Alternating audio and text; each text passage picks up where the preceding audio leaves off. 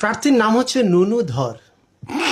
বললাম নুনু ধর নির্বাচনে দাঁড়াইছে পত্রিকায় হেডলাইন, নুনু খারাইছে।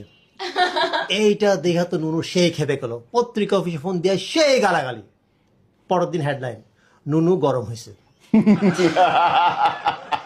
এইবার যে নুনু যে দাঁড়াইছে, ওর দলের সিনিয়র নেতা যে রানিং ভাইস চেয়ারম্যান, সে কিছুই জানে না। সাংবাদিকরা তার কাছে জিজ্ঞেস করার জন্য, তো ও বলছে নুনু আবার কবে খারালো, আমি তো টেরই পাইলাম না। একই এলাকায় একই পদে একই দলের একজন মহিলা ভাইস চেয়ারম্যান দাঁড়াইছে, এর আবার নুনুরে দেখতেই পারে না। মহিলারা বিক্ষোভ মিছিল আই সেই করে মহিলারা আবার সাংবাদিকদের কাছে ওর বিরুদ্ধে অনেক কথা বলছে। পরের দিন হেডলাইন, মহিলাদের সন্তুষ্ট করতে পারেনি নুনু। সাংবাদিক থেকে সাবধান।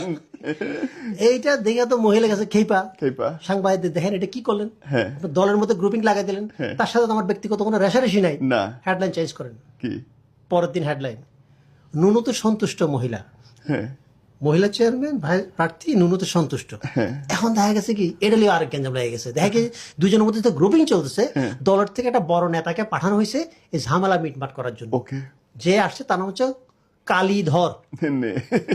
কালীধর আবার নুনুরে দেখতেই পারে না, কারণ কালীধর একটা ফেসবুক পোস্টে নুনু কমেন্ট করছিল, এত শুকনা পাশা লইয়া হাগেন কেমনে।